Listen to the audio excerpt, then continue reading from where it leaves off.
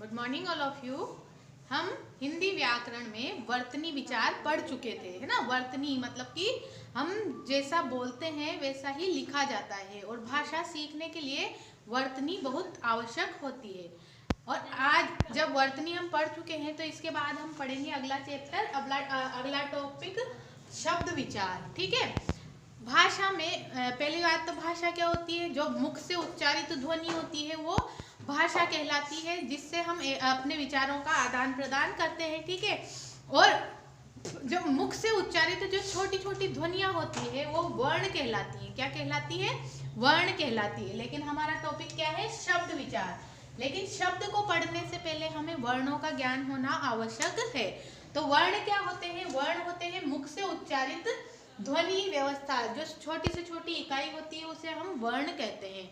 ठीक है। उसके बाद आता है आपका शब्द। तो वर्णों का जो सार्थक मेल होता है उसे हम क्या कहते हैं? शब्द कहते हैं। सार्थक मेल का अर्थ होता है जिस शब्द का सही सही अर्थ निकले। जैसे हमने लिखा कप। ठीक है। इस कप शब्द का सुनते ही हमें अर्थ मालूम चल जाता है, पता चल जाता है। लेकिन हमने कुछ गलत शब्द लिख दिया, टप कुछ भी लिख दिया, ठीक है, तो इसका कोई अर्थ नहीं होगा। तो ये शब्द कहलाएंगे आपके सार्थक शब्द और ये हो जाएंगे आपके निरर्थक शब्द, जिनका कोई अर्थ नहीं निकलता है। फिर उसके बाद आते हैं आपके वाक्य। ठीक है। वाक्य क्या होते हैं कि शब्दों का सार्थक समूह, है ना। एक, दो या दो से अधिक शब्दों का जो सार्थक समूह होगा, जिससे हमें किसी के भाव के बारे में पता चल जाता है पूरे, तो उसे हम क्या कहते हैं? वाक्य कहते हैं। ठीक है। वाक्य। अब यहाँ एक शब्द आया है पद। ठीक है। पद क्या होते हैं कि वाक्य में प्रयुक्त शब्दों को पद कहा जाता है। जब हमने शब्दों को अलग अलग करके रखा, जैसे कप, कल, चल, है ना, ये तो कहलाए आपके शब्द। लेकिन जब हम इन शब्दों को वाक्य में प्रयुक्त कर देते हैं, है ना, तो ये क्या बन जाते हैं? पद बन जाते हैं। जैसे यहाँ पर भाषा का प्रयोग लिखा हुआ है कि भाषा का प्रयोग किस तरह से होता है। एक तो स्वतंत्र रूप से। स्वतंत्र रूप से मतलब कि शब्दों को हम स्वतंत्र रूप से ही लिखते हैं, है ना। जैसे बालक, गया, ये शब्द हो गए। ठीक है। ये स्वतंत्र रूप से लिखे जाते हैं। लेकिन दूसरी तरह भाषा में शब्दों का प्रयोग कैसे होगा? दूसरे तरह से वाक्य में प्रयुक्त होकर। जब हम वाक्य बनाएंगे, वाक्य में प्रयोग करेंगे, तब वो शब्द अलग तरह से प्रयोग होंगे। और जब वाक्य बन जाएगा तो उन जो शब्द बचेंगे, जो शब्द वाक्य में होंगे, उन्हें हम क्या कहेंगे? पद कहेंगे। जैसे कि बालक खाना खाता है। ठीक है। यहाँ पर 1, 2, 3 और 4 शब्दों का प्रयोग हमने किया है। तो इन हर एक शब्द को, है ना, हम वाक्य में क्या कहेंगे? पद कहेंगे। क्या कहेंगे? पद कहेंगे। ठीक। तो अब इसके बाद हम पढ़ेंगे शब्द विचार। शब्द आप लोग समझ लीजिए, शब्द किसे कहते हैं? वर्णों का सार्थक मेल क्या होता है? शब्द होता है। अब जब हमने शब्द देख लिए तो हमें शब्दों के भेद भी पता होना आवश्यक है। इसके लिए हमें शब्द के भेद पढ़ेंगे। ठीक है। अब हम देखेंगे शब्द के भेद। शब्द कितनी तरह से हम भाषा में यूज करते हैं, प्रयोग करते हैं। ठीक है। तो पहले होते हैं व्युत्पत्ति। व्युत्पत्ति का अर्थ होता है रचना के आधार पर। रचना मतलब उनकी बनावट कैसी है। ठीक है। तो व्युत्पत्ति के आधार पर शब्द कितने प्रकार के? 3 प्रकार के। पहला रूढ़, दूसरा यौगिक और तीसरा योग रूढ़। तो रूढ़ शब्द क्या होते हैं? जो शब्द जिनके खंड करने पर, है ना, कोई टुकड़े करने पर वो अर्थहीन हो जाते हैं, उनका कोई अर्थ नहीं निकलता है ना, वो रूढ़ या मूल शब्द कहलाते हैं। जैसे एक शब्द आता है सोना, है ना, हाथी, ये शब्द क्या है? मूल शब्द है। इनके अगर हम टुकड़े करें तो इनका कोई भी अर्थ नहीं निकलेगा। रूढ़ का अर्थ होता है जो अपने नाम के लिए रूढ़ हो गए हैं। ठीक है। बहुत सारे शब्द हम प्रयोग करते हैं, जैसे तोता, मैना, खिड़की, है ना। बहुत सारे शब्दों को हम शुरू से ही प्रयोग करते हैं, न तो वो किसी शब्द के दूसरे शब्द के मेल से बना होता है ना, वो अपने आप में एक पूरा शब्द होता है। उन्हें हम रूढ़ या मूल शब्द कहते हैं। दूसरे होते हैं आपके यौगिक शब्द। यौगिक का अर्थ होता है जुड़ा हुआ, दो शब्दों के मेल से जो बनते हैं, है ना, दो शब्दों के मेल से जो शब्द बनते हैं वो यौगिक शब्द कहलाते हैं। जैसे कि मृगछाला, मृगछाला, पाठशाला,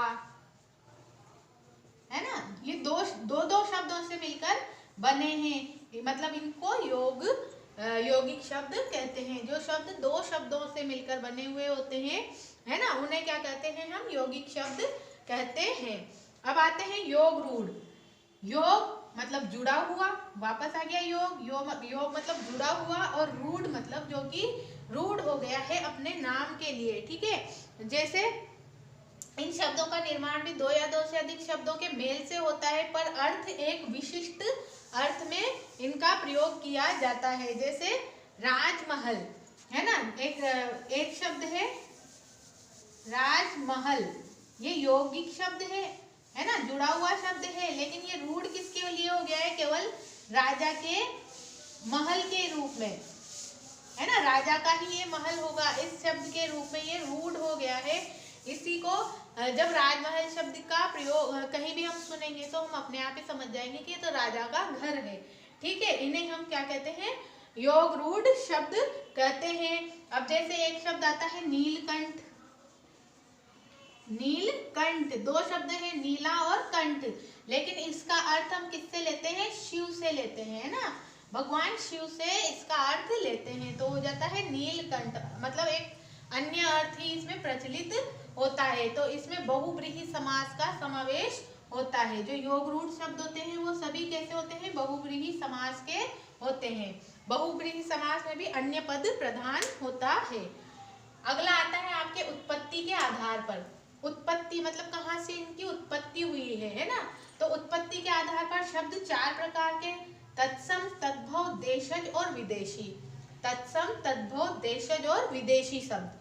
तत्सम शब्द क्या होते हैं, जो हिंदी भाषा है वो संस्कृत भाषा से आई है, ठीक है। आप सभी जानते हैं कि हिंदी की जननी कौन सी भाषा है, संस्कृत भाषा है।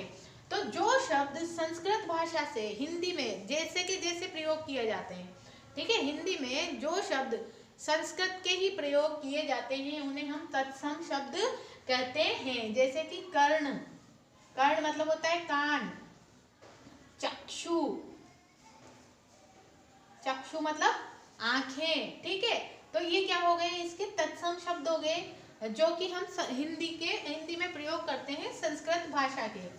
अब तद्भव क्या हो जाएंगे, इन्हीं का जो बिगड़ा हुआ रूप है, बदला हुआ रूप है। जैसे कर्ण का हो गया कान, चक्षु का हो गया आंख, ठीक है, ये इनके तद्भव शब्द कहलाएंगे। ये इनके क्या कहलाएंगे, तद्भव शब्द कहलाएंगे। जो संस्कृत से हिंदी में आते आते कुछ बदल गए हैं उन्हें हम क्या कहते हैं, तद्भव शब्द कहते हैं।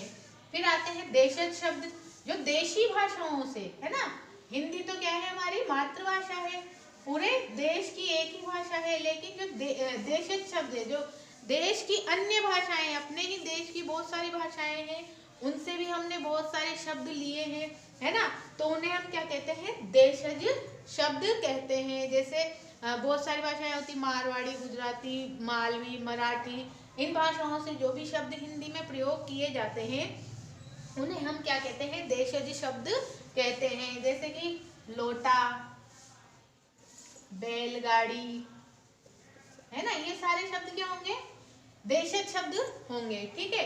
अब है विदेशी शब्द। अब विदेशी से मतलब हमें पता चल ही रहा है कि जो विदेशी भाषाओं से शब्द हिंदी में लिए गए हैं, है ना, उन्हें हम क्या कहते हैं, विदेशी शब्द कहते हैं। जैसे अंग्रेजी भाषा के बहुत सारे शब्द हम लोग हिंदी में यूज करते हैं, प्रयोग करते हैं, जैसे कि डॉक्टर हो गया, ठीक है, इन्हें आगत ध्वनियां भी बोलते हैं। अरबी भाषा के शब्द होते हैं, फारसी के होते हैं। ये सारी कौन सी भाषाएं हैं, ये बाहर से आई हुई मतलब कि विदेशी भाषाएं हैं, और इनके जो शब्द हम हिंदी में प्रयोग करते हैं उन्हें हम विदेशी शब्द कहते हैं, ठीक है। विदेशी शब्द भी बहुत सारे होते हैं। फिर होता है हमारे पास तीसरा, प्रयोग के आधार पर हम भाषा में या वाक्यों में किस तरह से उसका प्रयोग करते हैं शब्दों का। तो प्रयोग के आधार पर शब्द दो प्रकार के होते हैं, एक तो विकारी और एक अविकारी, ठीक है। कितने होते हैं? 2 होते हैं, विकारी और अविकारी शब्द।